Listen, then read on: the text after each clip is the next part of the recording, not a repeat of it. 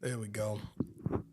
Ladies and gentlemen, boys and girls, welcome to the house that Hammer built by the nation for the nation. Welcome to Raider Nation News today. Yes, I did say we're starting a little early, or I said we were starting at 8 this evening, but we're starting a little earlier.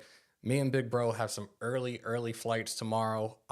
We're going to be joined by Graphk and Wasted in a few moments, so stay tuned. Those coming on in here, first timers in here, don't let it be your last. Break them thumbs, hit them subs, smash the bell. I'm gonna get them to add me real quickly, and then you will see them on screen in a matter of moments. So yeah, let's get this going real quick, and shout out to everybody that is in here right now.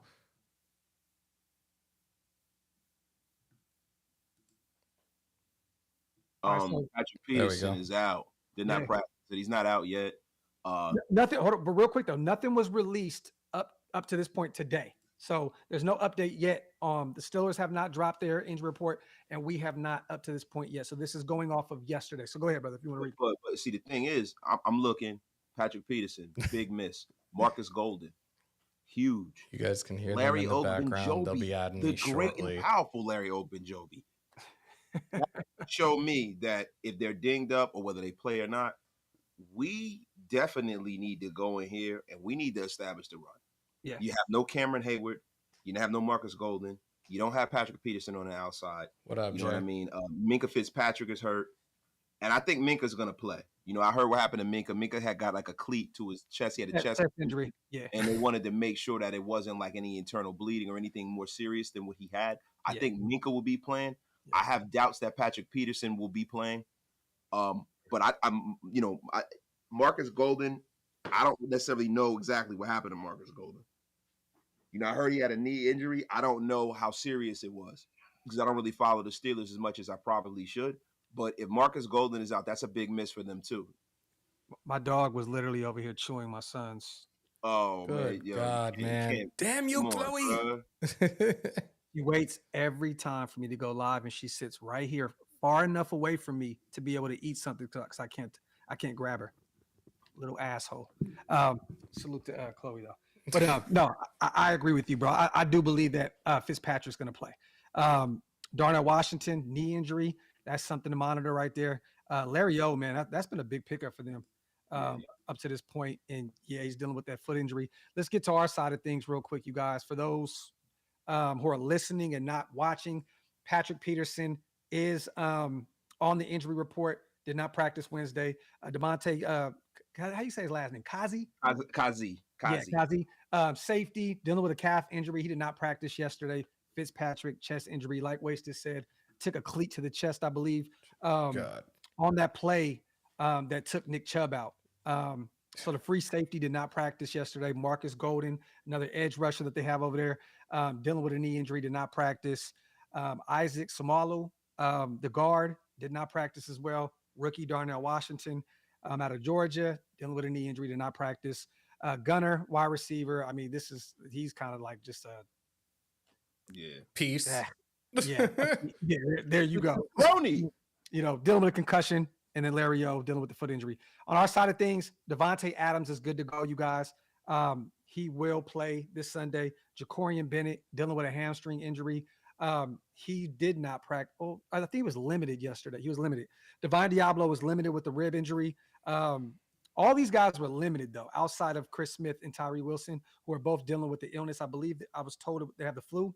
So I think they're both out of the building right now due to an illness. They should both play, though. Well, we do have breaking news because the today's injury report just came out literally 2 minutes ago.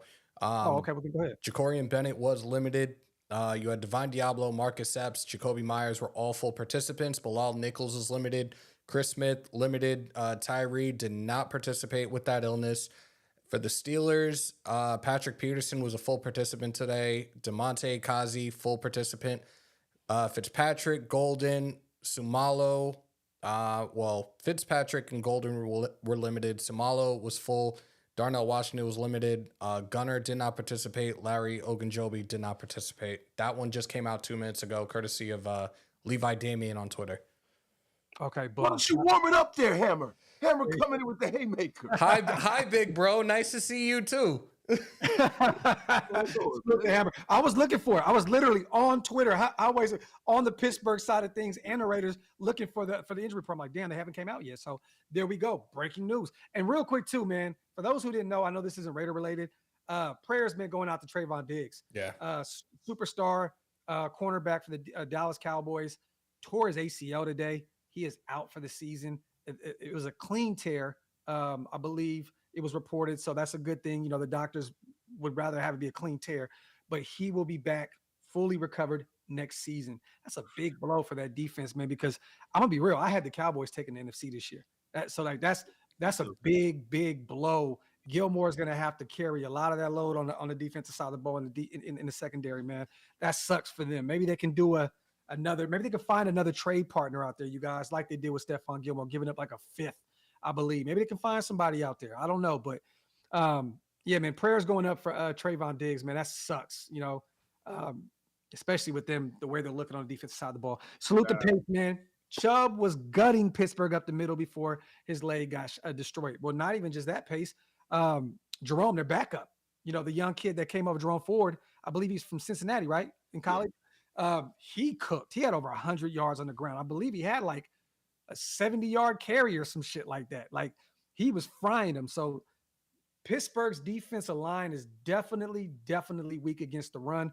And that offense is nasty right now. Like that offense is disgusting. Like they can't get anything going. I think they're the lowest scoring team in the league right now, right? Oh, they actually are. And the funny thing is that their quarterback lived up to his God-given name, Kenny Pickett. He is going to be throwing pickets all over the damn field. Picks everywhere. He's a bum. So, you know, they have one of the worst offenses in professional football. But the thing is, with the bad offense in professional football, the Raiders are normally the elixir to solve all of their woes. We got to hope that the Raiders don't Raider this thing up and they start looking like the way they're supposed to. Because, man, let me tell you, Pittsburgh's offense was slated to be one of the best in the National Football League based off of Kenny Pickett making that jump and Najee Harris making that jump and George Pickens and all of those guys. And it's not looking like it. Oh, yes. And, you know, Najee's not been able to give me anything going in the ground game. Deontay Johnson is out. They have no Cam Hayward. So that is a big part of that defense that is gone. But, yeah, you're right. In recent history, you guys, we can go back years. It's like every year, right? A team that's struggling with something, they fix it against us. So I think they've been averaging like 16 points a game up to this point. Watch them put up a 30 piece. You know what I mean? That would be terrible. Don't put that shit out there, bro. Please don't put that in the universe. Check this out. I had a tweet that I retweeted today from a guy named Jared Bailey. Yeah. 19.6 yards per drive, worse than the NFL. Yeah. 8 offensive points per game, worse than NFL. 0.4 points per minute of possession, worst in the NFL. That comes from Warren Sharp. Now, the Pittsburgh Steelers are looking like fresh meat to us, right? Yeah. But the way the Raiders normally are and the way Patrick Graham plays that soft zone, that I'm a little concerned. You know what I mean? We are very susceptible to get ran on. And also, we got to fix our situations on our side of our defense. Our defense is not looking so great, man. Well, I'll tell you right now, man, the offense is not looking too good either. So they better pick it up. I said earlier on in the week, my sweet spot was 24 points. They got to put up 24 points to beat the Pittsburgh Steelers. That's where you have to start right there. Yeah, that's where you have to start. I think we need 30 to 34 points. Like we have to turn this shit around and turn it around quickly. Like our receivers, look, Tay and Jacoby are going to be back. I don't know what the deal is with JJ. He's still getting the rust off of him.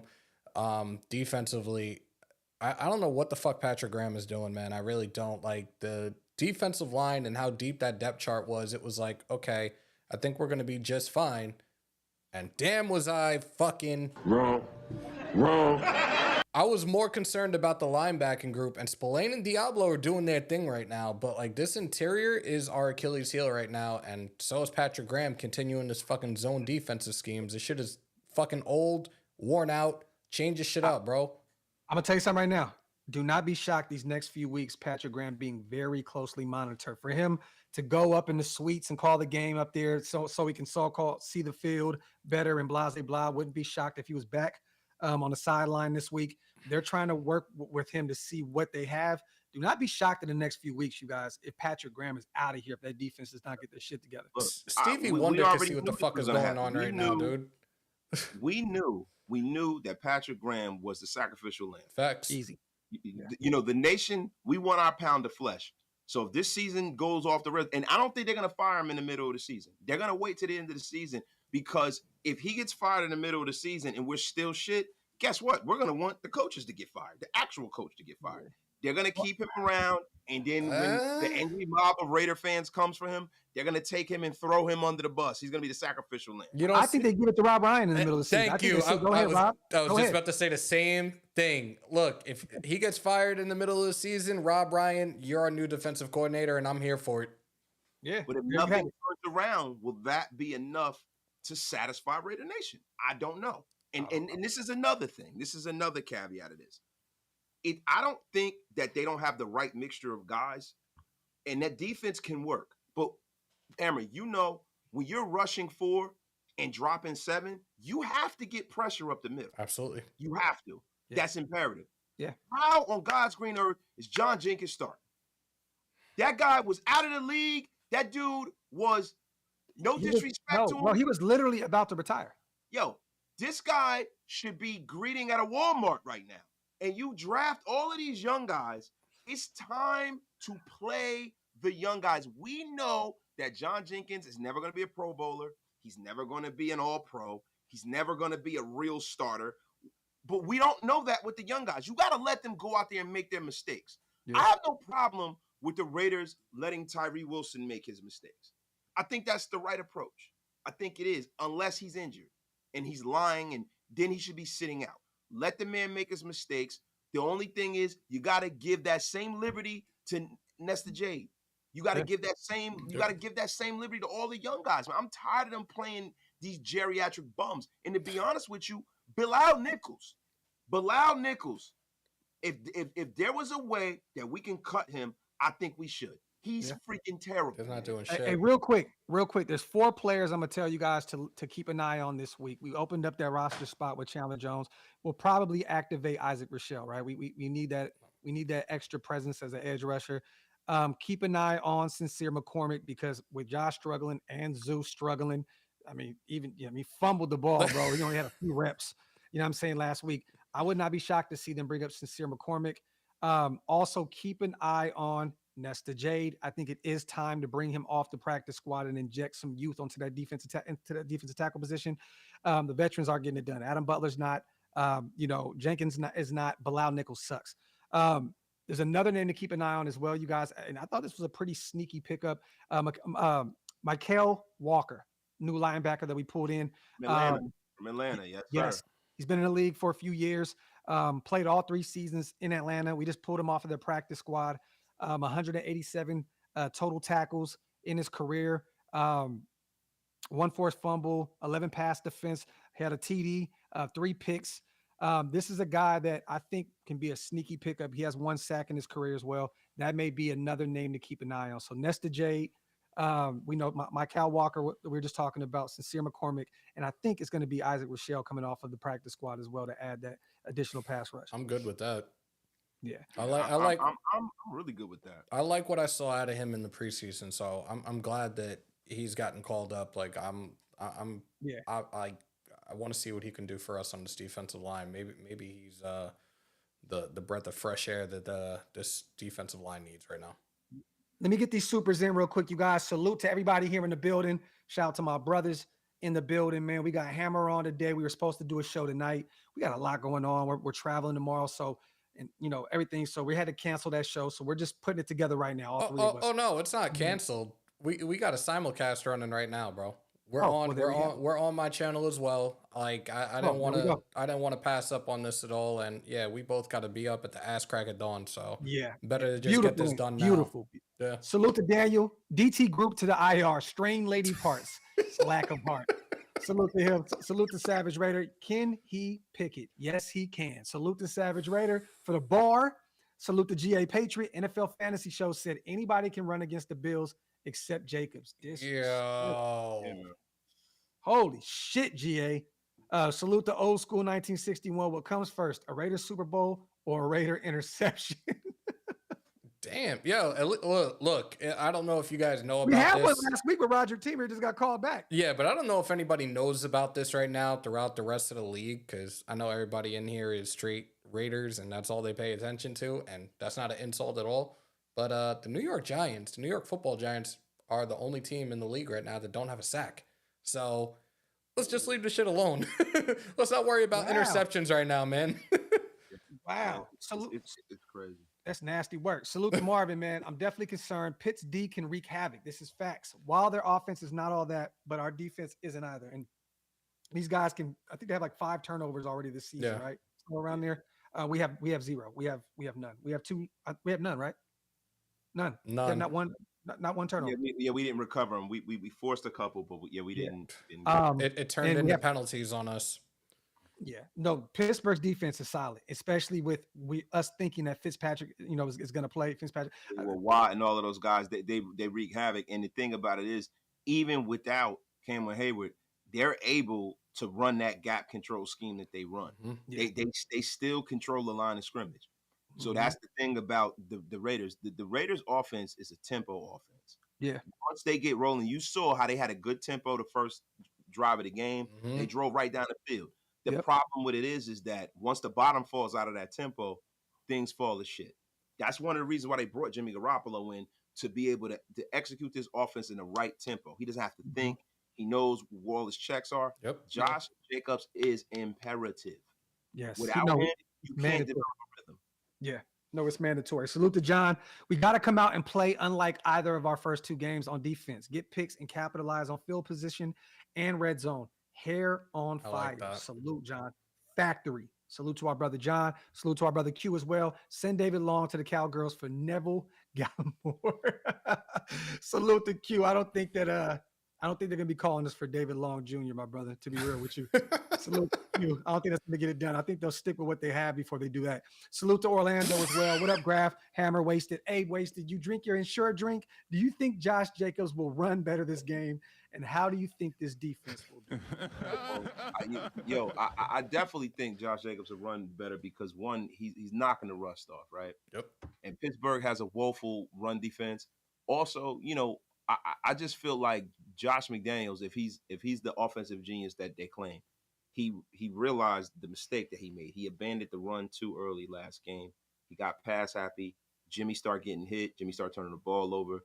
You got to protect Jimmy from himself, and you also have to keep your defense off the field. Yep. This has always been our problem. And if this year doesn't go the way I think it should, I don't want to kind of derail the show, but I think that the Raiders need to really make a commitment to really building this defense and not, going out there and say, hey, look, we went and got a guy. No, really go out there and spend some money, because all the money's on the offensive side of the football. So, you can't have an offense that's like this that can't really carry the team. Well, I mean, realistically, they thought they did. Wasted. I mean, we don't know yet. It's only 2 weeks into the season, but they went and got guys that are starting at each level of the defense in free agency, and they drafted a whole new defensive side of the ball. I mean, you got, you know what I mean? So, you got Nesta over there who can be a guy that could potentially be a starter for you in the future. You got Byron Young, who we thought was going to be a guy that could potentially start for you. And then you got guys all over the place, Amari Burney and, Tyree Wilson, who's been a dub up to this point. You know what I'm saying? But Chris Smith, a lot of these guys, they thought they did. Next year, they got to get it right. You know what we need to do? Next week, let's do a free agent show next year. I want to go out. I want to see what talent they have.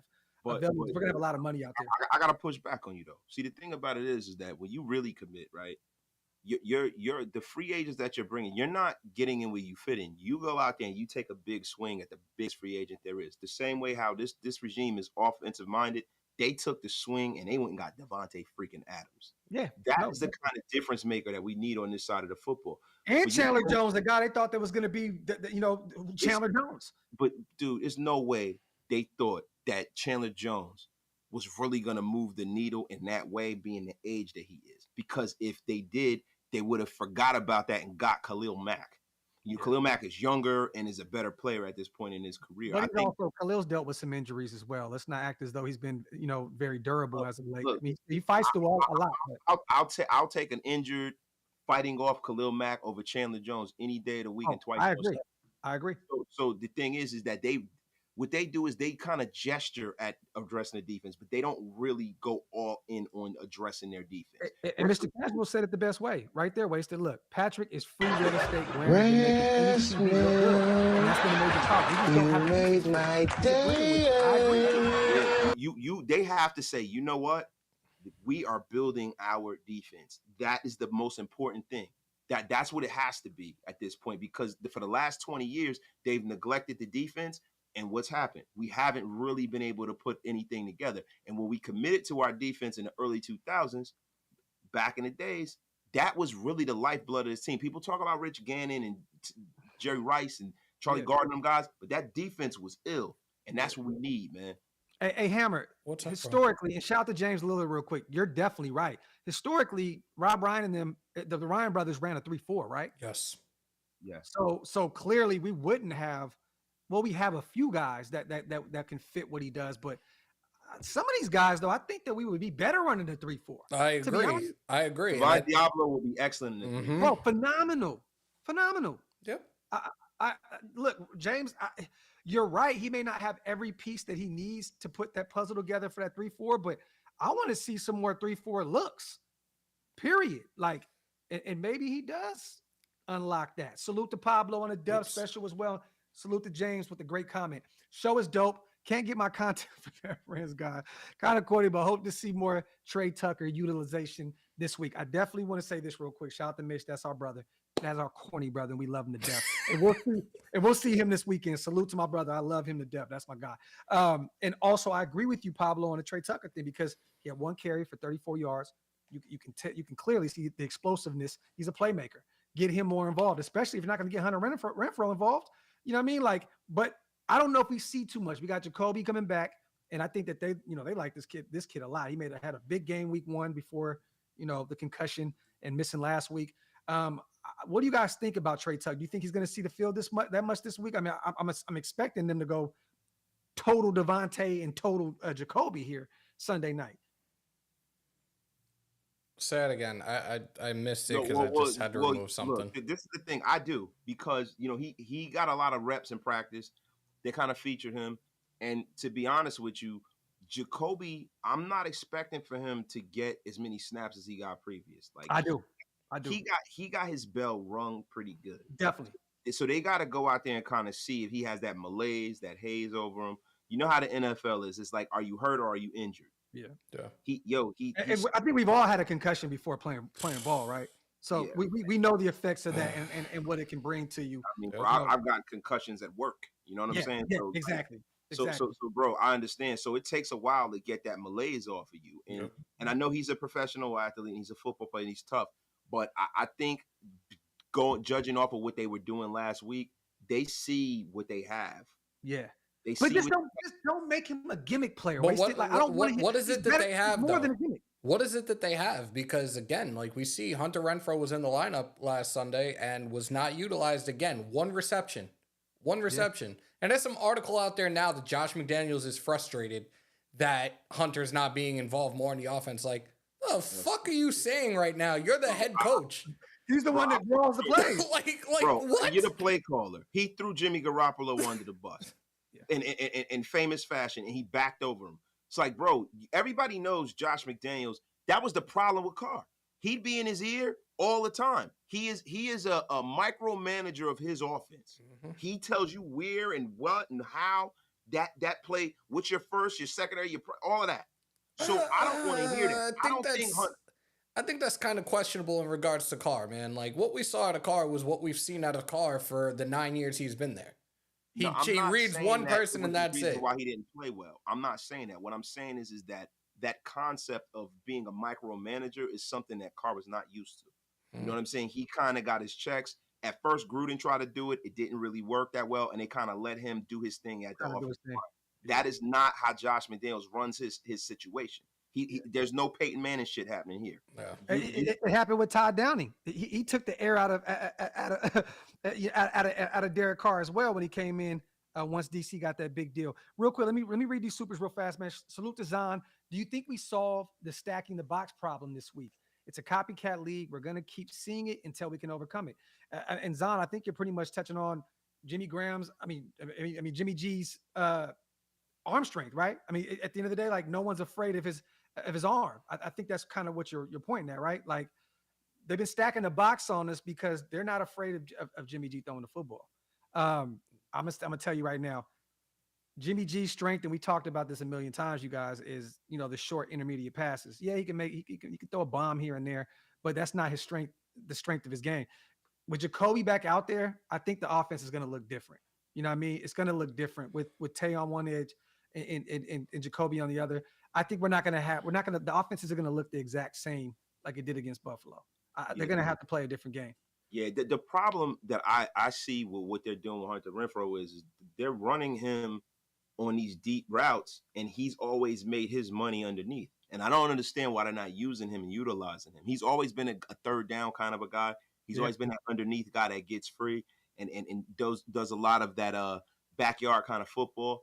I don't know if that skill set is something that is congruent with what Josh is trying to do. And the problem is that if you don't want the guy and you don't feel like he fits, and he was just here and, you have him here for salary cap ramifications, don't cheapen the asset by making him look like he's a terrible football player. Yeah. Try to, if you're a great play caller, and this is the thing that I don't know because I'm not in the building, right? But I wonder if Josh McDaniels has gotten over the Belichickian kind of tyrant role. Does he listen to his players? Does he try to accentuate their strengths instead of trying to make them fit into a cookie cutter mold of what he wants?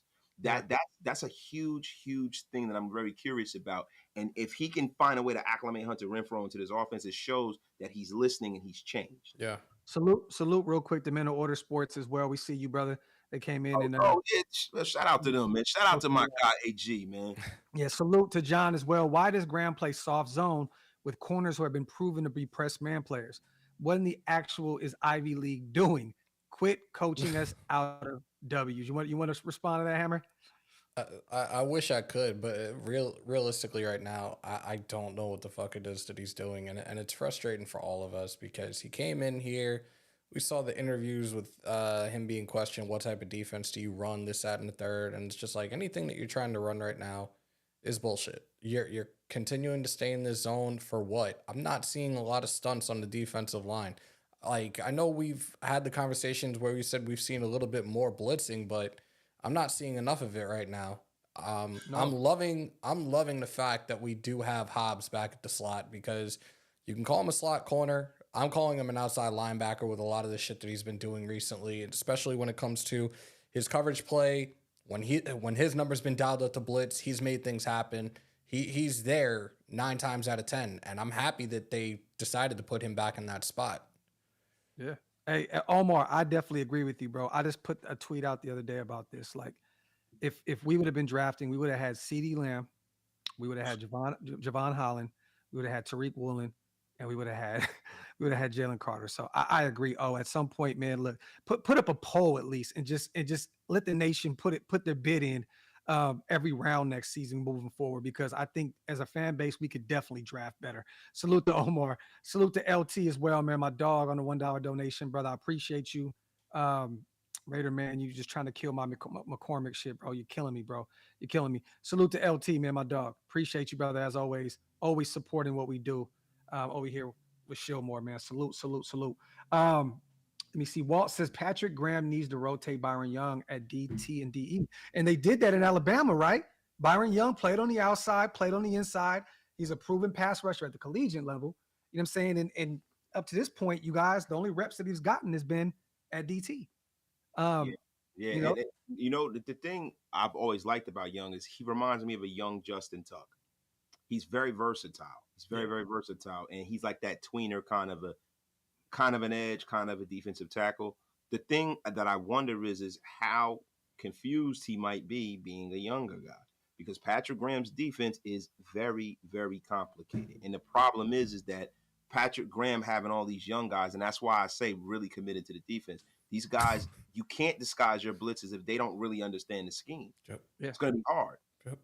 It's funny that you said they're complicated, but like Paul said, though, when he calls blitzes, it's so damn obvious. You see Spillane, you see Divine Diablo. These guys are already so close to the line. It looks like they're coming for the quarterback. Seriously, very vanilla. But I'm just saying, and not to overtalk, but it's, dude, the problem is that do these guys really understand what's going on? Because it looks like he's serving up a lot of vanilla because everyone's not on the same page. That's how it looks to the naked eye. I agree. Yeah. Like at the same time, like, look, if you're a linebacker and Wasted, you were a linebacker, I was a linebacker, you know you can fuck around pre-snap and maybe show that you're going to blitz, even if you're not. But if you're going to, you still aren't going to fucking show your hand like that. Like, get back to your 5 yards, 4.5 yards off the ball. Like, don't constantly show that shit because, like Paul just said, like, it's giving the shit away. Like, fuck are we doing? Yeah. Shout out to Leon. He said, can't be that complicated if they're only running zone. No, but see, the thing about it is when it is complicated because when you're running a zone, if you blitz a lot, you're leaving a huge hole if things don't work out in the pass defense. And this is a passing league. So a lot of the times you got to dial up these blitzes very, very. It's a very, very, very finite skill to be able to disguise your blitz like that. You know who was great at doing that? You know, freaking Dick LeBeau was great at disguising blitzes. You know what I mean? Like those great defensive coordinators. And for all you guys that are calling for Rob Ryan was terrible with us. Rob Ryan is I want Rex Ryan as my defensive coordinator. I don't really want Rob Ryan as my defensive coordinator. Whoa. We got to go back to this, right? Wasn't Rob the defensive coordinator on that Stu-led defense where we had like the number 2 defense in the league? Was he? Bro, look, they've had that relationship for many years. I could have swore we had like a top 2, top 3 defense. If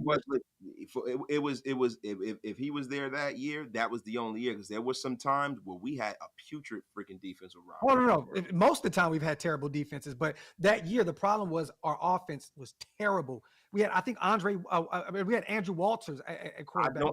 I don't think that he was our defensive coordinator. I don't. I got to remember who was, but I don't think it was him. Okay, so Randy says Shaw was. So I don't know. I don't know, but I know David that Shaw, right? The one that wound up coaching at Stanford. Yes. Yeah. Was it David Shaw? Mm-hmm. Let me see. Salute real quick to Patrick B. I'm gonna look that up. Salute to Patrick B. With very little pass rush coming from the front, we need to be way more aggressive with the blitz calling. It's facts, man. I would rather take the chance to get beat man to man than 8 guys getting beat in the zone. Talk that shit, Pat. 2004 to 2008, he was our defensive coordinator. Salute to Thor. He said, "I'm Bresnahan? It was Bresnahan? Wait, what? Who was it? No, it was Rob Ryan. I'm looking at it now. Yeah. He served as a defensive coordinator for the Oakland Raiders from 2004 to 2008. Yeah, that's what I was saying, bro. Like they had a really good defense. God damn it. We had a really good defense that year. I remember Stu was like, he loved Rob Ryan. He loved his scheme and everything, but the offense was just ass. Shout out to Pablo. Shout out to GA on the $5. Our running game looks exactly like the first 4 games last year. McDaniels and JJ didn't get on the same page till week 5, and JJ still led the NFL. Yeah. Shout out to Beantown as well. He's a fucking Patriots fan. Fuck you. From an outsider perspective, starting slow has killed the Raiders' momentum. All undisciplined mistakes at the worst times have to stop. Thoughts? What do you guys think about that? I'm not going to respond to him. Salute to Omar. I know it's early, but if you're the top 5 pick, watch us pass on my day. We don't agree, but we are all Raiders. Salute to Omar. And you know what's funny is Wasted says something that was comedy to me on the phone the other day, right? He said, watch us be in position, if we were in position to draft Caleb Williams, and they don't take him. That would be our luck, right? We're number 1. We're number 1. And you don't take Caleb. I don't want Caleb Williams. They probably would take a Drake May because he fits the system more of what they want as a quarterback. But if you got Caleb Williams there, come on, man. Yeah, look, man, it's they always have to outthink themselves. You know what I'm saying? Look, I see what's going on here, man, and this game is really imperative because if they don't win this game, you can see them going on a tear of losing. You know, this is a game. It's a home opener. So this is the Steelers. This is a rivalry. This is a game you need to win. You need to win this game. They're not going to be more games where you have a situation that's disadvantageous. And when we talk about what this team's going to do going forward, we don't have a whole lot of options. Like, I don't think making Rob Ryan our defensive coordinator is going to change much. Yeah. I don't. Yeah. Salute to Omar, man. I know it's. Oh, I think I read that one. Oh, he said, "Watch his pass on Drake May. I'm feeling it safe, my brother." Okay, so I had it mixed up. I thought you were talking about Caleb Williams, but salute to O real quick, and salute real quick to our brother JT. I'm kind of all over the place in terms of the chat right now. My apologies to everybody in the building, man. Shout out to JT, dude. Wasted Hammer Graphk. What is your third favorite ice cream? I fucking can't with this dude.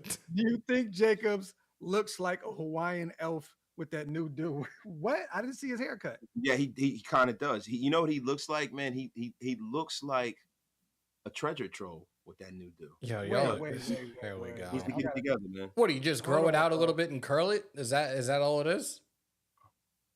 Or do you do something else? Wait, that boy got a curly kid. Oh, yo, breaking news. I just hit 8,000 subscribers. Thank you. Go. We're right on 1,000 precipice. It's right there. We need to get over like with 2 more because you know how YouTube is. Yeah. Talk that talk, my brother. Oh. Appreciate all of y'all, man. Thank you. We're going to have an 8,000 subscriber celebration sometime next week. Here's a better one for you for 8K, bro, and congratulations. Jackpot, baby.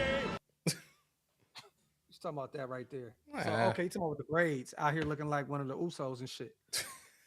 Salute to JT. Salute to J Rowe as well on the $10 donation. The Raiders talk a lot about character and won't draft a Jalen Carter, but will sign a Chan Jones who had red flags. Arnett, etc., all had red flags. I don't understand it. Well, that's the previous regime with Exactly. Arnett. But no, you're right, J Rowe. That's been the story. Like, this is the thing, bro. And a lot of people are like, well, it's only week 2. It's only week 2. It's only week 2. Everybody's saying it's only week 2. Yo, Darth Vader's stupid, yo. Salute to Darth Vader, my God. But this is the thing. Where we are in the maturation of the Raiders and what Josh McDaniels and them was supposed to do, they were supposed to stop the bleeding with the bad draft picks at the top of the draft, right? And when you take somebody in the top 10, I don't want a project in the top 10 because normally when we take guys that say, yo, just be patient, he's going to be good. How many times has that shit worked out for us, bro, in the first round? Did Cleveland Farrell work out? Fuck did, no. Did Alex Leatherwood work out? Fuck he was a project. No. Right? Oh, Jonathan Abram. Oh, he'll be good if. I'm tired of that shit. And that's the reason why, yo, I know my football mind tells me it's only week 2. Right? Me being an objective pundit for the Raiders. If this was another team, I would be saying to you, you know what, man? It's only week 2. He's a young guy. He's got to learn. Yeah.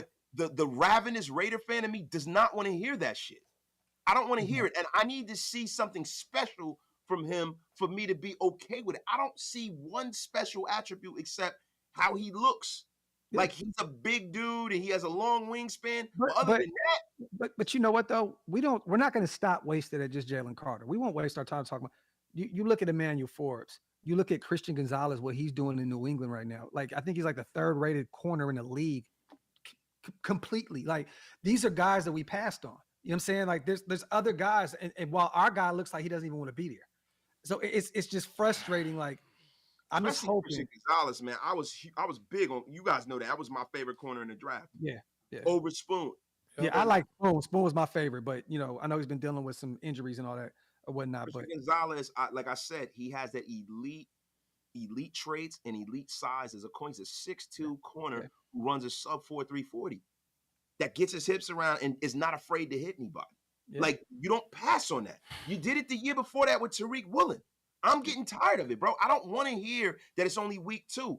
And I don't want to sit around and wait for him to mature for another team to pick him up when he finally figures it out. Because that's what's going to wind up happening. And that's the reason why I'm so ravenous about him getting it together. Hey, Solo, I didn't know that Graham was 28-55 as a defensive coordinator. I know he was on a bunch of, really bad Giants teams, but that's interesting right there. 28-55 as a DC. Fuck! Fuck! Salute to Patrick, man, for another dub special. In the 24 draft, if we take offensive players in the first 2 rounds, other than Audric Estime, if he were to leave Notre Dame, To replace JJ, it's no good. We need top 5. Look, I'm sorry. Look, Pat, I'm a Notre Dame guy. I love the kid. I love our running back or whatnot, but I'm going to be real. Bad teams take running backs in the first round, and we don't need to do that. You know what I'm saying? Like, at all. But we need top D-line talent in the first 2 rounds. This is facts. T'Vondre Sweat, defensive tackle, Texas, 360 fucking pounds. DT corner, back-to-back. Yeah. Get your linebacker first. That's if you're not in the top 3 picks, or even in the top 5. Quarterback. Yeah. If you're in the top 5, you take a quarterback. But other than that, anything less than a stud defensive tackle is uncivilized. Yeah. Anything less, and I'm gonna be real with you, man. The commitment would have been, even if you were gonna pass on Jalen Carter, get Mozzie Smith, move up. You moved, you did all kind of witchcraft to get Michael Mayer. Yep. Like, go get Mozzie, because that's what you needed. That's what I mean about making a commitment to your defense and not trying to outsmart everybody with these players that nobody has anywhere. Yeah. Like, it's like, come on, man. Hey, let me real quick, Hammer, I want to ask you this, because you are high on Tyree Wilson. I know you love Texas sports as a whole. I want to ask you, if we didn't take Tyree Wilson at 7, right, where was he going? I think he would have fell even further down, like late first round. He would have fell into the back of the first round. I think there was a good chance he probably still would have been in the top 10. I think maybe if the Eagles were there, I think he might have ended up with the Eagles. I do. So all right, the Eagles have the infrastructure to develop that talent, right? But the problem with Tyree Wilson, and that's why I went nuclear at the draft. Right. You're going off his game tape. His game tape is shitty. Game tape isn't good, right? Okay, so then what are we going off of? The measurables. He couldn't even run at the combine. He was hurt. Mm-hmm. Yeah. What measurables? What are we going off of? Some college stopwatch? What are we going off of? And that's my problem. If he would have went out there and blew us away at the combine, and he'd have been this big wingspan, he jumping, juking, and jiving, all right, bring the big man in. Now he gets into the NFL, and it looks like not that he has slow reaction, that he's actually slow. Yeah. But it's again, I don't want to talk about him no more. Yo, the only reason why you were big on him is because he went to a Texas school. No. It has nothing to do with him. First off, Texas Tech is not one of my schools. Like, when it comes to college football, my schools are UT and USF because I'm USF alum. I saw the kid's tape. I saw him obviously in the Big 12, and the measurables played a factor. Him bullying people around on the line, for me, was like, okay, this could be a guy that we could have. Did I want Jalen Carter? Yeah, but I did feel, realistically, I'm being 100,000% transparent, I did think that we were going to pass on Jalen Carter because of the off-the-field bullshit. So I'm like, okay, 1B, Tyree Wilson. I'm sorry. Bro, like, that is bullshit to me. Like not for you, but for the Raiders to just exist in this world where they have to be held hostage by a mistake that they didn't make from a player who is no longer here is a bullshit way to run your organization. I agree. Real quick, you guys, let's get back to Pittsburgh. But before we do that, I want to say Dick Vermeil just had an interview the other day, and he did say that Jalen Carter reminds him a lot of Reggie White. Reggie White. I don't see. He's about to fall out of his chair again. I want to talk about this, bro. Like real rap. I got a problem with that, bro. He's gonna fall out of his chair again. I said that deliberately because I knew Wasted was gonna react exactly the way he did. So you mean to tell me, right, that because somebody made a mistake, right, that there's this force field around, like well, we have to have choir boys in Las Vegas. You can get it, and this is what I was saying all the way up to the whole draft concept. You can get in trouble in New York, Detroit, and Los Angeles, Miami. What the fuck? You get in trouble in Kansas City, bro. They get popping out there. You get in trouble in Man, listen, we'll never have a team in St. Louis no more. But I'm just saying, yo, it doesn't matter, bro. Trouble will find you wherever you go if you're looking for it. Good. All you got to do is coach the kid and draft the kid based off of the man. I don't want to hear this bullshit. Oh, it's Las Vegas. You know, like they don't have hookers all over the country. At least it's legal here.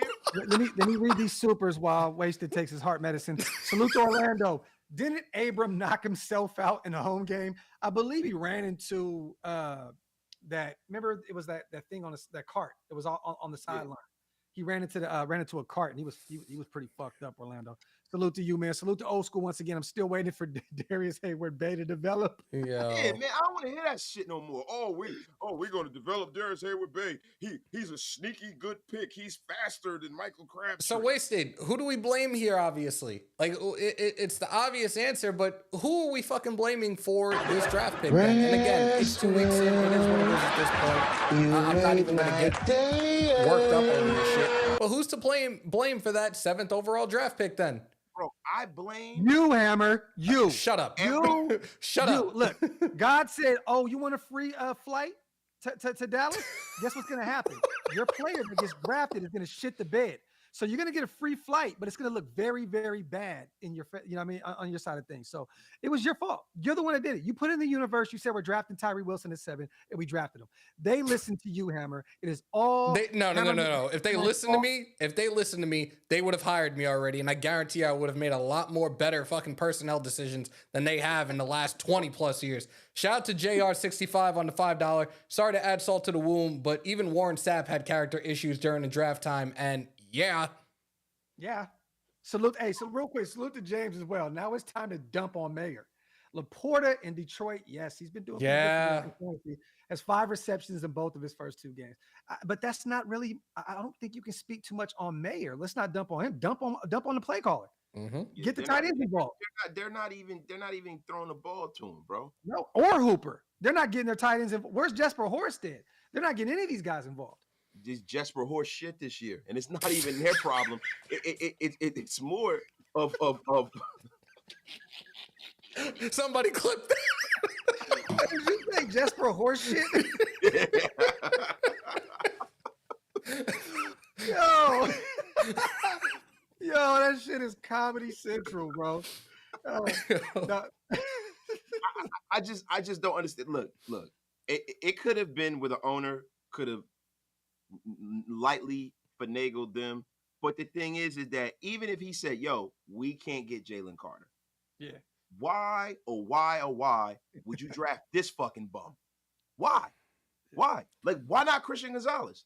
You clearly need a corner, right? Yep. So I don't know who makes the decisions. They say it's David Ziegler. Clearly, the coach and they're lock and step. Yeah. Right. This is not a Christian Barrymore situation. Randy, we're not freaking out. We're the most optimistic Raider fans in the world. We know it's week 2. We're not giving up. Trust me. 2 of us are flying to Vegas to go to the game this weekend. If we were giving up, we wouldn't be spending thousands of dollars to go fly to watch this team if we were, you know. Yo, I'm not giving up on the season. What I'm saying is that even if Tyree Wilson develops, I hope he does. I'm not shitting on him in a way where I don't think he'll ever be anything. What I'm saying is that what needs to stop is if you're at the top of the draft, you better make goddamn well sure that kid makes an impact as soon as he walks through the building. You see the Patriots? That kid is making an impact this year, not 2, 3, 4 years down the road. Wait. Like, do you feel some type of way right now with Ja'Cory Bennett being our starting corner? You know what? If you had a chance to get Christian Gonzalez, yes. Hey, you guys want to talk about one more draft bust? Oh, God. Salute to JPA Football. They just sent me a message in my DM. Shout out to my dog, Nick. I didn't see that Nick was the one reporting it. He works over at Blue Wire. That's my dog. He's from the New York area. Raiders fan calls out former Raiders player Keith McGill. This was a guy that I thought had it all. The measurables, big body corner out of Utah, right? For scamming him out of $850 for tickets to the Raiders Steelers game. He says he bought the tickets as a gift for a close friend who was a huge Steelers fan. He says that McGill sent him one of the tickets. Then he later got an email saying that the one ticket he received was no longer valid. McGill has not answered him since. Yo. Raiders! Ray! What the fuck? Oh, yo, real quick. Let me get these supers in before we talk about this. Shout out to JPA Football for sending me that crazy-ass tweet. Raider Nice, man, my dog. We all know JMD is taking a right tackle with next year's draft. We need DTs like crazy, but Josh wanted to go right tackle this year. He just took before our pick. Now, let me say this. Our right tackle is actually looking really good right now. And once again, I talked to Illuminor this morning, and I sent him this stat. I sent him that stat right there, right? No tackle has pass blocked as much as Jermaine Illuminor, 54 snaps, without giving up a single sack, hit, or a hurry. I said, you and Colton are killing it right now, brother. Keep going. He said, that's dope as fuck. Huge test this weekend. He's like, I can't wait. So I don't know if you want, I know he's on a 1-year deal, right? And I don't know if they're going to pay him to come back. I mean, if he cleans up the penalties and can get through this season without all those false start penalties, maybe they bring him back. But I think they drafted Mumford to be the guy at right tackle in the foreseeable future. But I could be wrong, Raider Nice, but I don't think he goes right tackle. Look, I'm gonna tell you something right now, right? What they need to do is they need to take their Mumford and put him at guard, because let me tell you something, man. Greg Van Rotten or Roten or Scrotum, Greg Van Scrotum.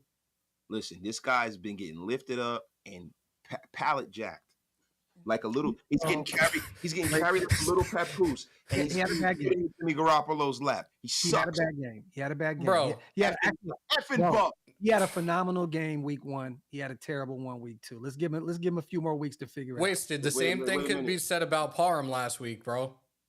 Oh, Parham has been shit. Like, yeah. And you and I had this conversation the other day when you were like, yo, I'd much rather have Parham at center. Like, okay, so kick him to center and take Van Rotten, move him to left guard, put Mumford at right guard. Greg Van Rotten crotch. Salute to JT. Disgusting. Salute to JT. That's a funny ass picture of Josh, bro. Hi guys, what are you doing? Salute to old school. Hammer went to Mayox and yeah, okay. I definitely got more of a brain than that dumb fuck. Salute to Steven as well. Great show. Some days better than others, but Wasted is a fool. Peacemaker incoming. Salute to Steven and salute to Eris, Damon Arnett, and Ruggs. Enough said. Again, this current front office did not draft those two, so not our monkey, not our circus.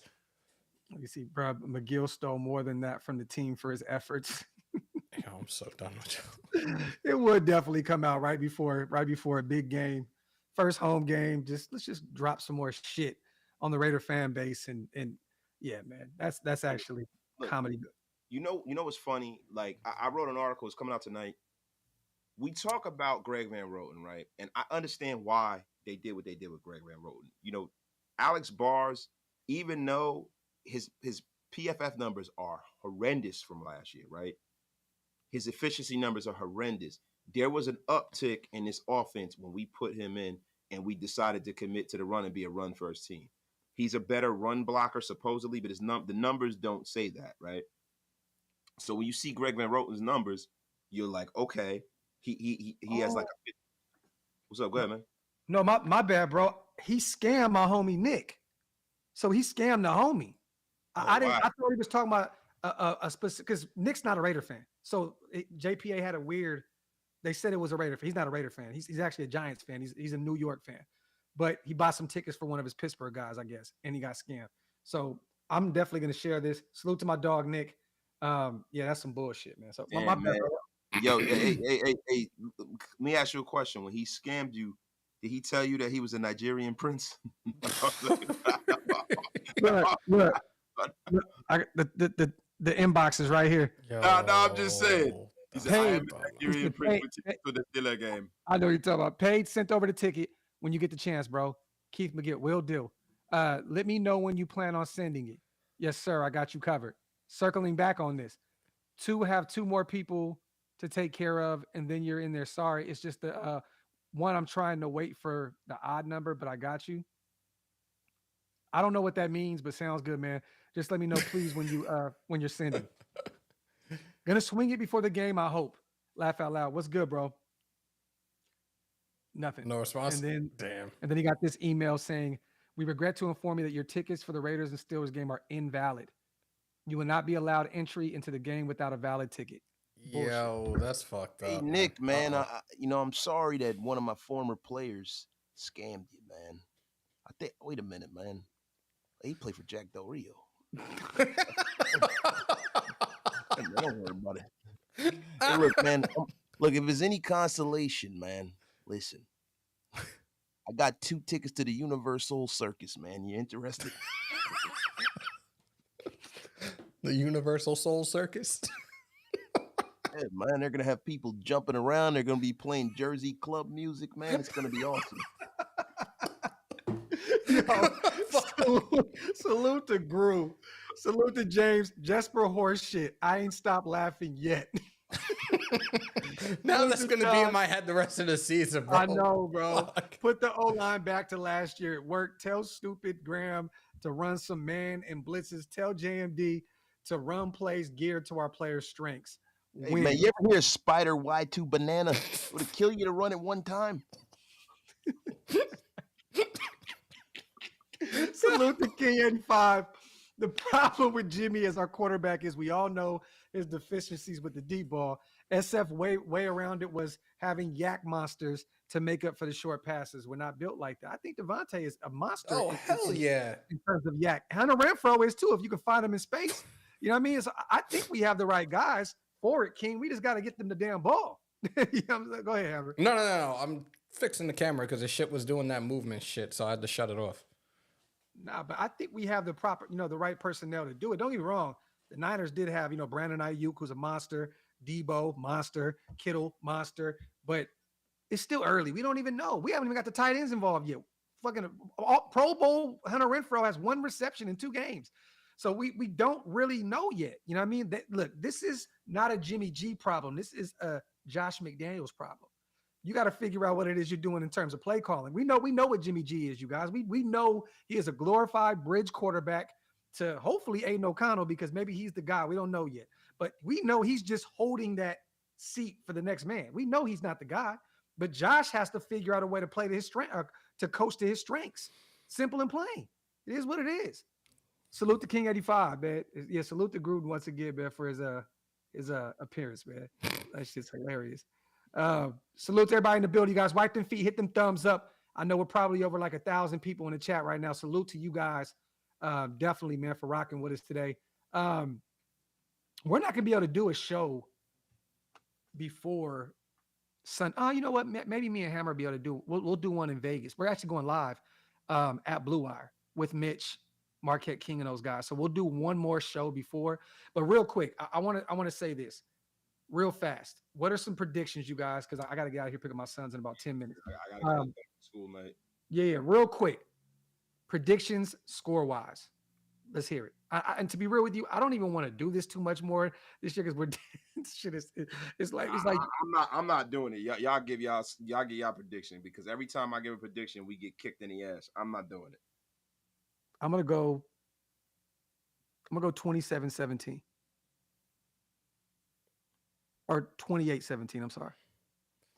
138-4. The Steelers are going to get 2 safeties. 30. I really don't even want to like put up a score, but I'm just gonna say 28. I like that the one person that shout out to Jamba Juice. He caught it. He said, "But what team though?" Graphk. 30-17 Raiders. 28-17. I got our Raiders. Salute to everybody here in the building, man.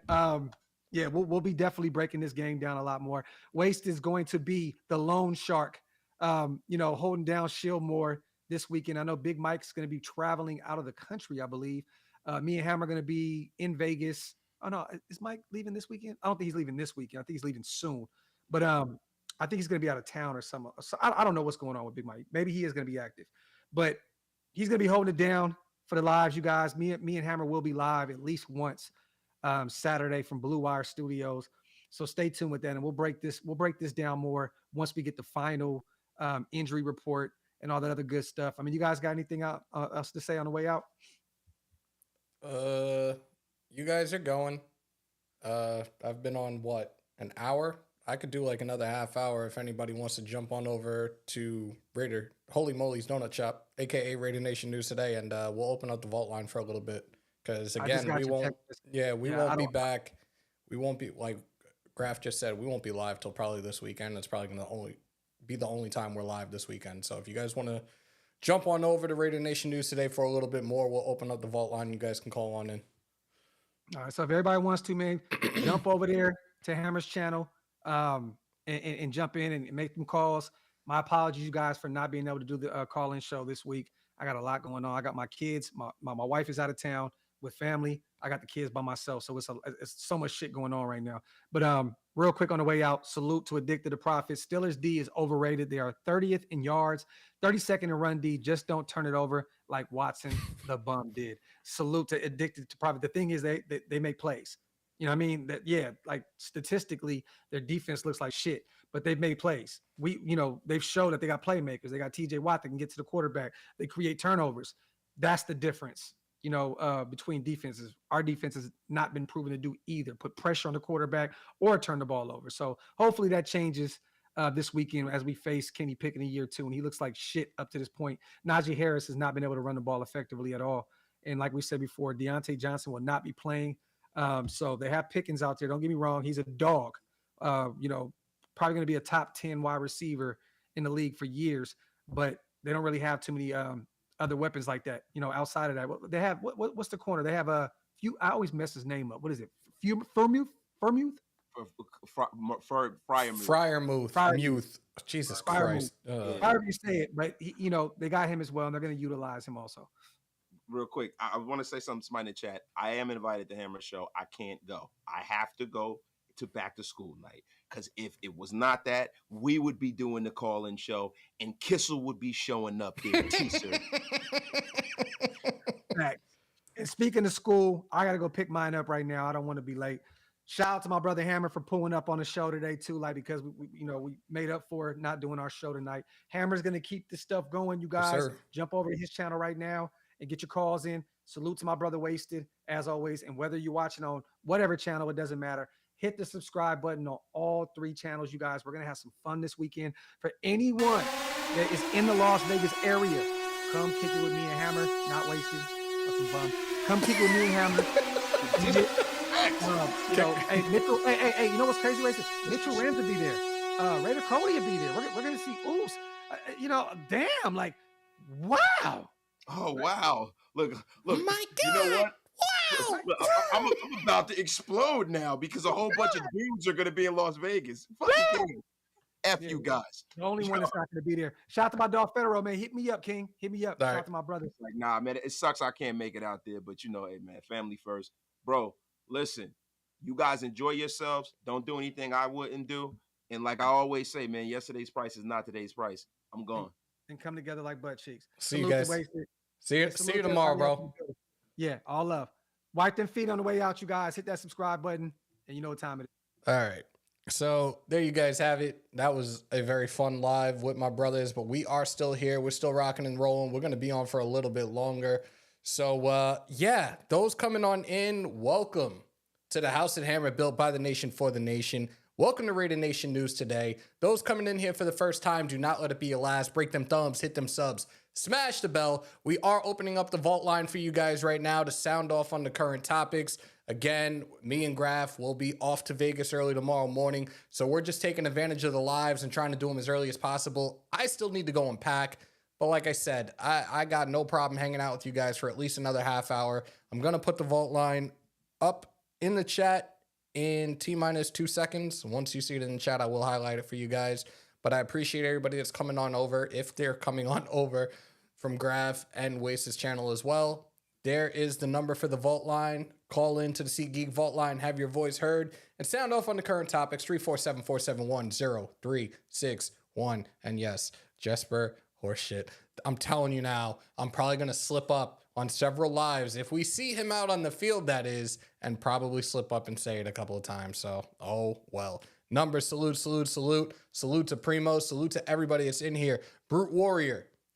Got an alert. Red alert. Thank you for becoming a new subscriber, y'all. We are on that road to 10K. Last I checked, we are like 30-something away. I think like 32, 31 away from 6,800. Tell a friend to tell a friend to tell a friend. Give me a sec, Hammer. Going to be calling in. Primo's all good. Paul from the other side of the pond, salute, bro. I feel like I don't get to see you that much in my lives. Appreciate you pulling on up. Raider Reese Shields up. You know what it is. Appreciate everybody that's in here. I hope you guys like this new layout that we have. A lot of different things, a lot of changes moving forward with my channel. And it's all for you guys. I know a lot of people were able to watch the game on Sunday and they loved the new layout with the scoreboard. The live presser we did yesterday with our rundown screen and everything else. Again, this is all for you guys. I wanted to do something as I continue to become more innovative with the things that I bring to the table, especially with my tech skills. So I appreciate each and every single one of y'all. Brute Warrior asks, is this a must win? Shout out to Sean L, by the way, as well. Is this a must win? Again, talking about this last night. Look, in our division, we're 1-1. Well, overall record, we're 1-1. But we're 1-0 division record wise. We're at the top of our division right now, while you have the Broncos and the Chargers who are 0-2. We need to come up with some momentum. And what better way to do it than your homecoming? You set the tone there. Again, we went over the schedule a couple of months ago when the schedule release came out, and we went down the list of wins and losses. Buffalo was a game that was an up in the air one, but also one that was like, I'm not sure about that one just yet. And again, it's only 2 weeks into the season, so there's nothing for anybody to be worked up about. Let this run its course. Let me just make sure that the vault line, I'm sorry, guys, that it's not on Do Not Disturb, so you guys can call in. It is Do Not Disturb is off, so you guys are more than welcome to call on in and sound off right now. Almost every. I see us beating Steelers and Chargers to be 3-1. Talk that shit numbers. I'm here for it, bro. I absolutely look. You guys want a real prediction for our season? Let's get past the Chargers, and I will tell you straight up what my prediction is going to be. I've said it time and time again that I wanted to fully assess the 53-man roster within the first 3-4 weeks to ultimately give you guys my full prediction. You're going to get the official prediction after that Chargers game, most definitely.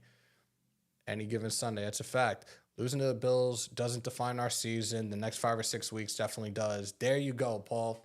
Nail right on the head. You absolutely just hammered that shit with that comment. Appreciate you, brother. Our 1-on-1 right here is going to decide the season. Steelers in game afterwards.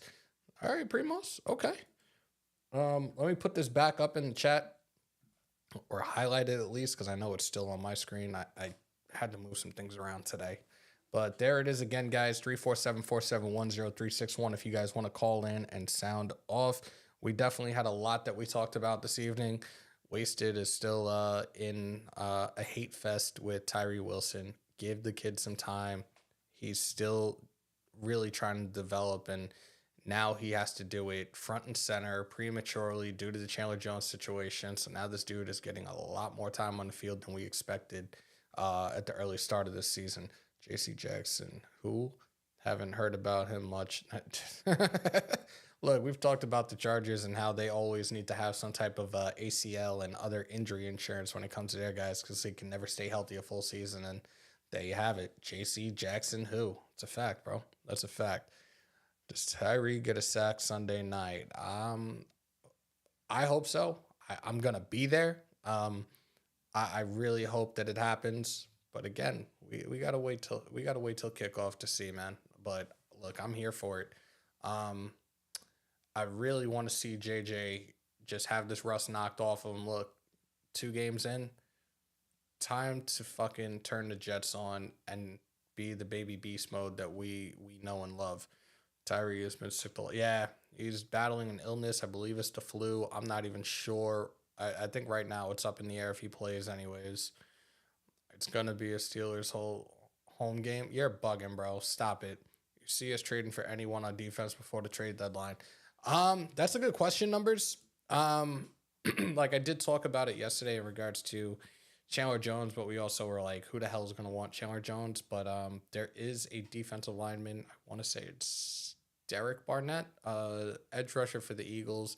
And I got another guy who's not very happy with his team right now. He's not getting a lot of playing time. You got the Young Bucks and that constant rotation of the Eagles defensive line. So I think he wants an out as well right now. I don't know, man. If we get waxed and Jimmy looks terrible, is that enough for a catalyst to bench him?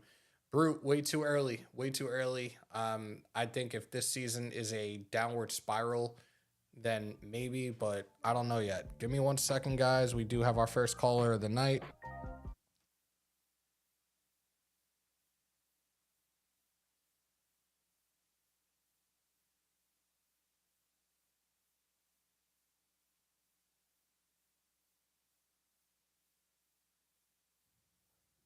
Yo, Joe, what's good, bro? Yeah, man, it's Jim. This Raiders Jim. Bro, I really just want to ask you, bro, how do you feel about Jimmy G, bro? Because I'm gonna be honest, bro. I mean, I think he's good in the red zone, but I really don't think he's gonna push the ball down the field, bro. How do you feel about him, honestly, bro? 2 games in, I'm going to give it some time. Again, we've talked about the numbers and his stats for his career as a starter. As it stands now, he's 41-18, has a 2-to-1 quarterback ratio, touchdown interception ratio, completion percentage just under 70%. Look, we know what his strengths, his weaknesses are. He has the weapons around him. I don't want to put blame on him. Like, look, we saw what he did in game 1. He had a very solid performance in the first game of the season. Just close to 80% completion percentage, 107 QBR, 2 touchdowns. That 1 interception, he took the blame for that. But, like, he wasn't sacked, was he? He was able to stay on his feet. No. I know everybody was concerned about him getting... he hasn't been sacked all season. Yeah, everybody's concerned about him getting injured so quickly from the time we signed him. And again, he's another one that has a very winning playoff record as well. I think we have to give this some time. This is why I've said time and time again, I want to go through the first 3-4 weeks because realistically for our starters, and this is the Patriot way, I guess, where you don't use your starters throughout the preseason. This is their preseason right now. This is their warm-up right now. So we just have to get through these next 2 games. Yeah. But I do think that he's going to shine his first home game since God knows when. And that's including the preseason. Like, I'm looking forward to seeing him in his debut at Allegiant this coming Sunday. Okay. So, where are you with the whole Aiden O'Connell experiment thing? Where are you with that? Aiden O'Connell right now, the reason that they're using him as an emergency backup, and this is just my opinion, maybe he's not fully ready in regards to the knowledge of the system. And at the same time, maybe they don't want to take a risk. God forbid Jimmy goes down with something bad.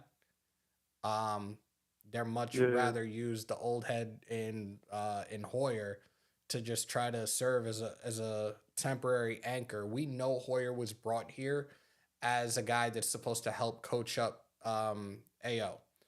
And at the same time, he was also like the guy that is there to refamiliarize Jimmy Garoppolo with this offense, an offense that he hasn't played in 6 years. So I think from my standpoint, and this is, I guess, my old coach's hat being put on, but I think it's right now a way of them of developing AO and also protecting him as well for the time being. Yeah. Well, I guess that was it, but I just got one last thing, bro.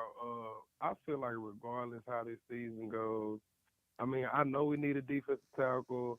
I know we need a star cornerback. I know we need a linebacker. I mean, I know we need a stud right guard. Like, I know we need all of it, bro. But at some point in time, we're going to have to draft a quarterback that has the Hall of Fame upside.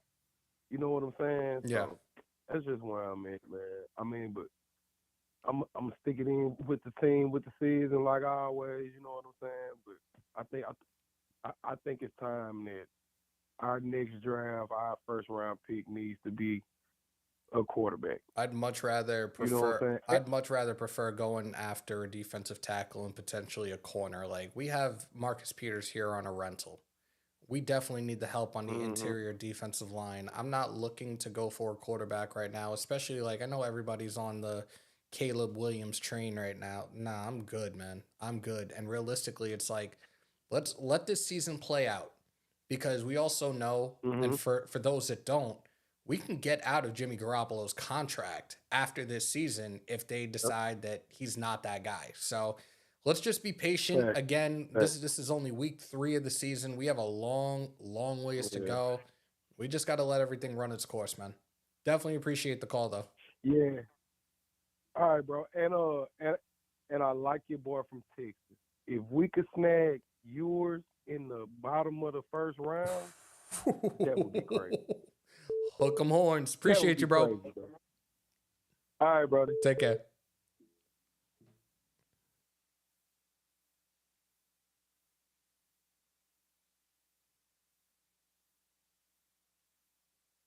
We got Raider Primos in the building. Salute, bro. Salute, Hammer. What's going on, man? Hope you having a good day, man. Appreciate you. Sound off, bro. Was watching it live, and love the show, man. Love what you, Graphk, and Wasted. You guys always bring fire shows, but I was actually watching the film today, and I know there's a lot of disagreement between whose fault was it when it's coming to Hunter Renfrow and getting him involved in this offense. Mm-hmm. I know a lot of people want to look at Josh McDaniels, but going back and looking at the film, Renfrow was open about 5 to 6 times during that drive, or during the entire game, really. There was even the drive that we kicked the field goal, Renfrow was wide open in the end zone sitting by himself, and Jimmy G just was not looking his way. So could Josh McDaniels hold some accountable to that? But I think I agree with McDaniels being frustrated. And I think it's mainly frustrated with his quarterback not getting Renfrow involved, and this might be even a tie to also the tight ends not getting involved. So we're 2 weeks in. So we're 2 weeks in, and our head coach is throwing the quarterback that he brought in onto the bus. Is that what it is right now already?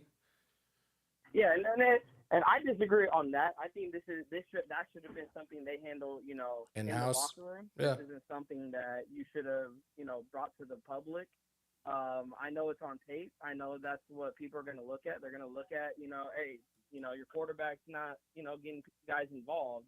Is that you or is that the quarterback? I think you should have left it, in the locker room and not put your quarterback under the bus. Wholeheartedly agree with that, bro. In regards to this defense, I think this defense, I agree with everyone saying we need to stop playing this zone defense, because I was even saying it during the game. I was like, why are we still playing zone? You got Bennett, you got Peters on the outside. Those two guys, they are man-to-man corners. They are not zone corners. Peters for his age, though. Peters for his age, though, and no disrespect to Marcus Peters, but dude is right now, like, we're seeing the old Marcus Peters in regards to being a little bit too handsy. Like, we've already seen him get flagged for illegal contact and illegal use of the hands. So, like, he's got to clean that up if they want to remotely consider trying to play man, at least man for him. Yeah. No, and I agree. The penalty, I feel like, and I was talking to Sean about this, Sean Johnson, shout out to him. And I was saying every time the defense does, it seems they start to get it going. They start, to create turnovers or create maybe even some pressure. They always just, shoot themselves in the foot with, like you said, dumb penalties, hands to the face or illegal contact. Like these are, and they didn't have a lot of penalties against the Bills. Not like what we've seen in week 1, but they were killer penalties. Like, yeah, were we getting blown out? We were, but at that point, you just want to take some momentum into the following week, and you can't walk out of that Bills game with any momentum, anything good. Like I said, I was watching the film. There's nothing I took out outside of that first drive of the Raiders offense and the first drive of the Raiders defense. Other than that, I couldn't take anything out that was good from the Raiders team. Like, They got punched in the mouth last Sunday, and that is that. Now, what I am interested in seeing, what is the response from this Raiders team? Are they going to come out and lose a close game, get blown out again? Or are you guys going to come out like the Bills did against you guys? And are you guys going to go punch the Steelers in the mouth? Not going to be an easy job. Not going to say it's going to be an easy job. But this is going to see what other Raiders are in the hands of adversity.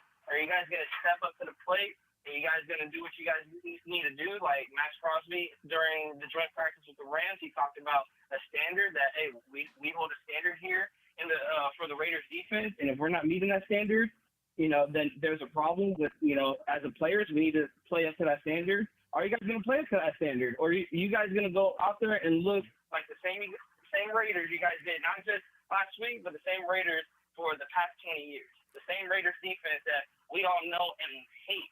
Not knowing love, but knowing hate.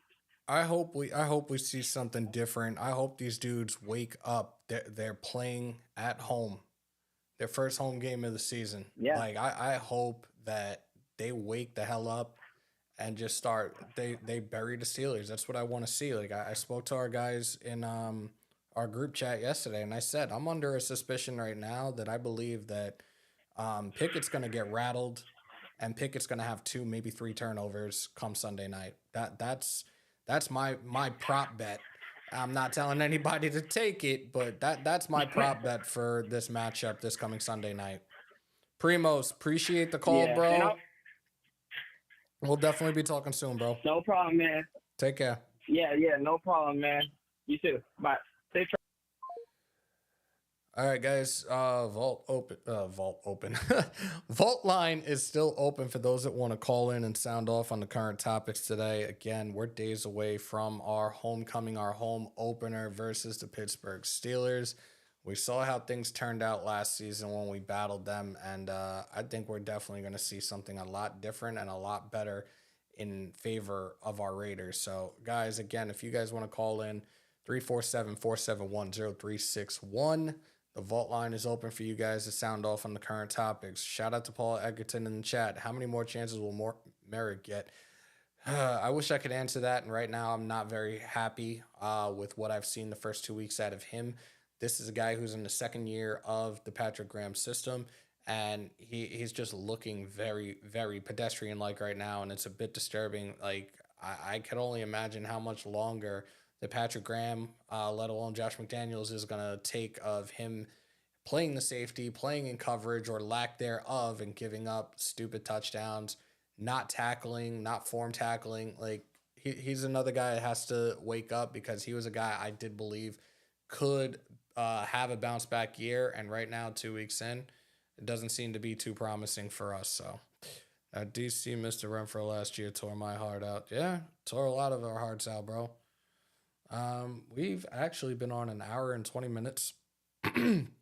Again, the line is open if you guys want to call in. If not, I can wrap it up and start packing, because I am out the door. Actually, I'm going to be in the air in another 12 hours. Yeah. I appreciate all you guys that are hanging out, though. First timers in here, don't let it be your last. Break them thumbs, hit them subs, smash the bell. Should have seen my pops. So mad. Oh, Lord. I've seen hesitation in him a couple of times, which is scary. Yeah. Absolutely. Absolutely, Paul. I don't know, man. Again, we've talked about that draft class, rather. 1A was Javon Holland for me. 1B was Merrigan. His rookie year, it looked like quarterbacks did not want to test him. Now, all of a sudden, it's a whole different story. We got another one.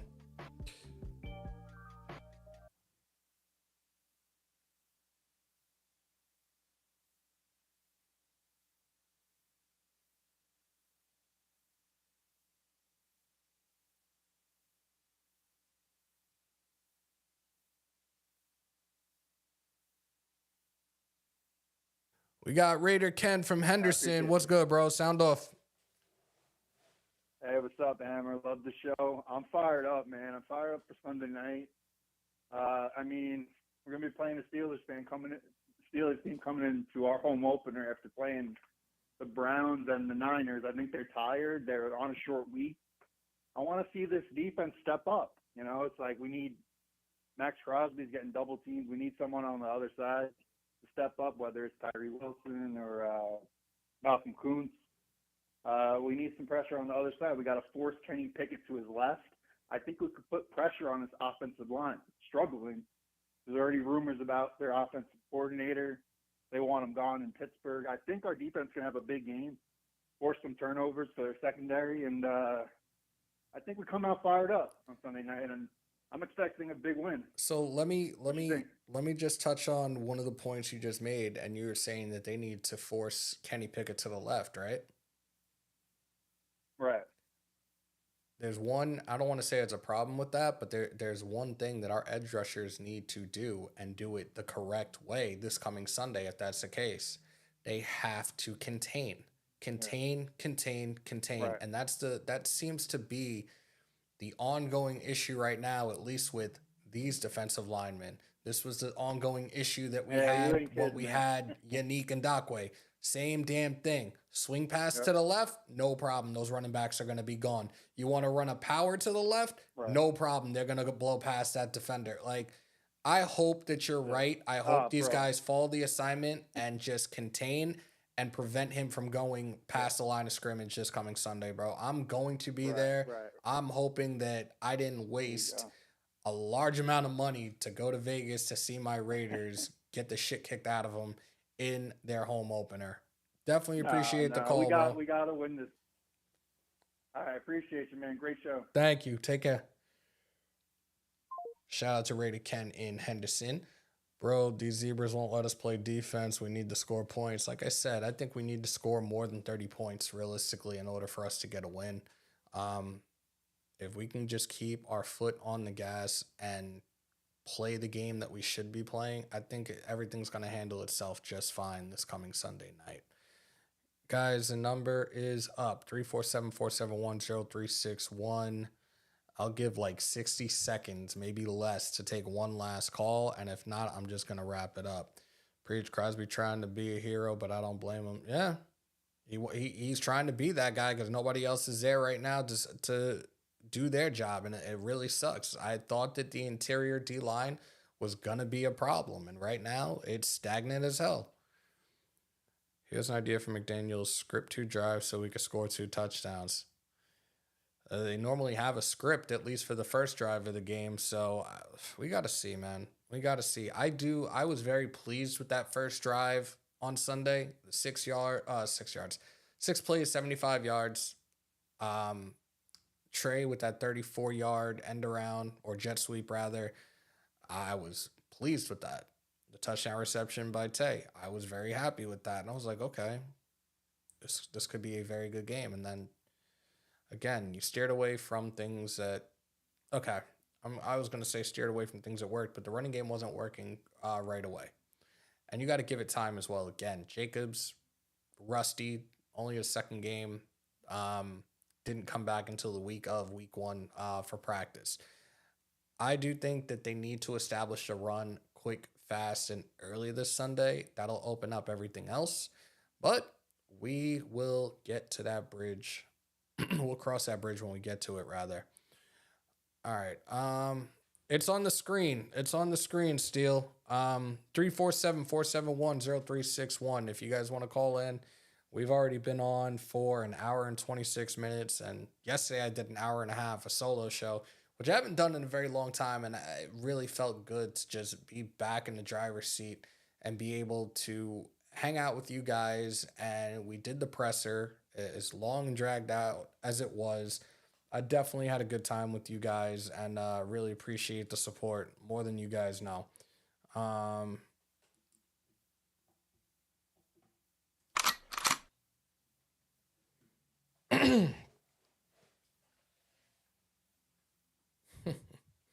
Now you learned.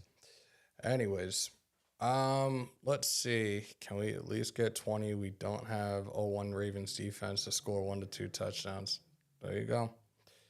We got another caller, and this is going to be our last one for the night. Oops.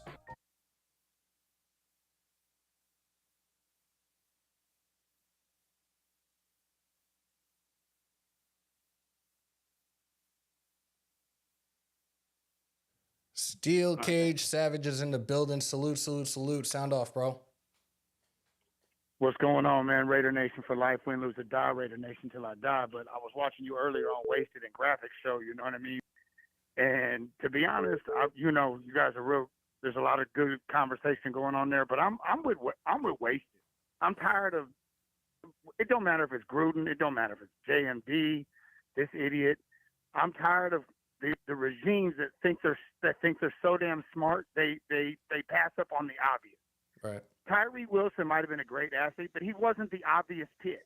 Just like year in and year out. The year that we drafted that dude out of Clemson a few years ago. Clee? Yeah, we should have got that Oliver. Yeah, I mean, it's so obvious year in, year out, not just according to need. And I get it sometimes, like maybe that's not the guy you want. Trade back, because there was also this defensive tackle from Pitt that was a solid, that could have went in the back of the first round to us this year. Right. They year in and year out make the same stupid personnel choices. And I don't care what anybody says. Players that are on the team, they know when coaches are full of shit. And they know Josh McDaniels is full of it. That's why they won't run through a brick wall for him. They would run through a brick wall for Bisaccia. They would even run through a brick wall for Gruden. They won't do it for this guy. That's why you see us falling over on our faces, getting blown out the way we do, because they know. Listen, I was an athlete my whole life. There wasn't a sport I didn't play and wasn't good at. I just blew out my knee when I started amateur boxing. Damn. We know when our coaches really don't know what they're doing. They're just out there. They're riding the wave of great athletes or great, stuff like that. But they really don't know what they're doing. And they know when there's – I remember I heard Bart Scott say, players know when it's a shitty game plan. And they're not – and their mentality is I'm not going to go out here and blow my head up for this guy. I'm just going to go get paid. If this is all we're going to do, I'm just going to go get paid. Shout out to Bart Scott, by the way. And I really believe outside of a couple – yeah, shout out to Bart Scott. Because he's right. He's right. And with outside of Max Crosby, maybe a few other guys aren't going out there flying around. You could say the scheme, which is – and it is a horrible scheme. And that's why the players are going at half speed. Because they know that their leadership is full of shit. Gruden had flaws, especially with drafting in the first round. But they also really hit on late round picks. Renfro, Crosby, a few others. They would go through a brick wall for Gruden, which is why we were 5-2 in his last year. Right. Which is why we had sometimes we struggled because our first round picks didn't turn out, but they would run through a brick wall for Gruden. They won't, and they did it for Bisaccia. They're not going to do it for this clown. They're not going to do it for a regime that thinks they're so much smarter than everybody else on the team. That thinks, you just listen to this guy's interviews when he goes on the Brick. What's the guy? JT the Brick Show. Yeah. You just hear him. Nobody believes him. Nobody believes this guy when he's talking. It's just it's too pristine. It's too politically correct. It's too perfect. It's too buttoned up. It's not the Raider way. That's exactly what you're trying to say right there. It's not even the football way. It's not even the football way. Because if that happened to Mike Tomlin, Steelers, what happened to us last week, the first thing Gruden or Mike Tomlin would have said was, "I guarantee you that shit ain't gonna happen next week." On the mic. Agreed. He might not have cussed, but he would have said, "I guarantee that's not gonna happen next week." Yeah. And that's not in Josh McDaniels' blood to do. That's not in Josh McDaniels' genetic makeup to do. He's not a leader of men. He is not a leader of men, which is why we keep falling on our face, because nobody was going to play hard for this guy that from the beginning makes questionable personnel decisions. From Jump Street, last year, he kind of tried to ride the wave of the prior year's success where we went to the playoffs, gave the Bengals all that they could handle, in that wild card game. He tried to ride that success, but he didn't address the needs of the defense, which was defensive tackle, linebacker, and safety. Well, they did bring in Spillane. So we keep just wait. They did bring in Spillane. He's quality. He is right as of right now. Yeah, and look, he's a guy I'm looking forward to seeing what he does against his former team. Playing good too. I said this. No, Diablo's actually looking well improved too. I said this not too long ago. Was the Gruden guy too. Yeah, but I said this not too long ago when it comes to Diablo, and this seems to be the new wave in the NFL. Like, you draft safeties and convert these guys to linebackers because we know how much more. It's more of a pass-happy league now. So you have a guy in Diablo who played the outside last year. He could have led the team in tackles had he not been hurt, but he can play the coverage as well. Yeah. He put some weight on this past season. It was like, okay, we're running a nickel primarily. We're gonna have you in the middle. He's doing a really good job so far, and I'm very happy with his play, his tackling, his coverage. Like, I'm very happy with Diablo. But like I said, this is like the new in. When it comes to a drafted safety in the NFL. If they don't think that he's going to be that great playing deep coverage or playing single high or two high safeties, it's like, yo, put this guy in the box. He could definitely do something there, and he'll be able to cover if his number's dialed up to cover. So I'm happy with him right now. Definitely. But they could have, if you didn't want Jalen Carter, okay, all right. I even though physically, football wise, he's all that in a bag of chips. Right. But if you didn't want the guy because of the questions, right? you trade back, you either get Mozzie or the other guy that came out of Pitt that they were saying, might be another version of kind of like an Aaron Donald because he's smaller, he's undersized, Right. plays like a monster, plays fast, so forth and so on. I think that guy still went in the end of the first round. I'm not sure, but I know he didn't fall too far. But if you don't like Jalen Carter, you draft it. You trade back a little bit. Just to hear that Josh McDaniels had this right tackle, Paris, whatever his name is, as a possible pick in the top 10 picks is outlandish. It's outrageous. I'm trying to. Oh, okay. Now I remember who you're talking about. It took me a minute to think about. It's No. The kid out of Pitt, Kalijah Cansey. That's who you're talking about. Yeah, Kalijah Cansey. And now he's with he's with Tampa. He's with Tampa. Right. And look at Tampa's D right now. Yep. It just doesn't make any freaking sense. Yeah. And I tell you what, I could be wrong, but I've long suspected this, that, since the beginning, first of all, Josh McDaniels is a team wrecker. He did the same thing in Denver. He destroyed, sent talent. He got rid of Cutler. He got rid of Brandon Marshall. I mean, it was ridiculous. And we've heard Marshall's views on McDaniels ever since. Like, it's something he'll never ever let go of. Right. The guy he does, and so with Josh McDaniels, I've often wondered if he's a mole. And I know that's a little bit conspiracy-esque, but you got to wonder how the dude comes into a playoff team, and we have not gotten any better at all. I agree, the Raiders but have again, not gotten any better on any level. It's year 2. It's week 3 of the season. Still got, fucking 15 games left technically if you include this weekend. Just give it time, bro. Like I've said this. I gave it the year. I said ultimately this is a 3-year plan at best. Just let it run its course and let's see what happens with this. But I definitely appreciate the call, bro. I think the best thing that can happen for us, one real quick thing. Go ahead. Outside of going on a run and winning a Super Bowl, the best thing could happen for us is they lay an egg the next 5 or 6 games. Josh McDaniels gets fired. They get the number 1 pick and hire Jim Harbaugh to come in and coach Caleb Williams. I'm pretty sure that Jim Harbaugh just got an extension with Michigan, and at the same time, the Raiders are not going to fire their head coach mid-season unless we see something similar to that of John Gruden. But as it stands, he will not be fired in the middle of the season if this team starts to have a downward spiral in the coming weeks. Yeah. But definitely appreciate the call, bro. I appreciate you bringing me on, Hammer. I watched the show. I watched you on the show earlier with those guys. I subscribed. I like your stuff. So Raider Nation for life. Appreciate it, man. Have a good night and just win, baby. Just win. Take care. All right. There you guys have it. We are going to...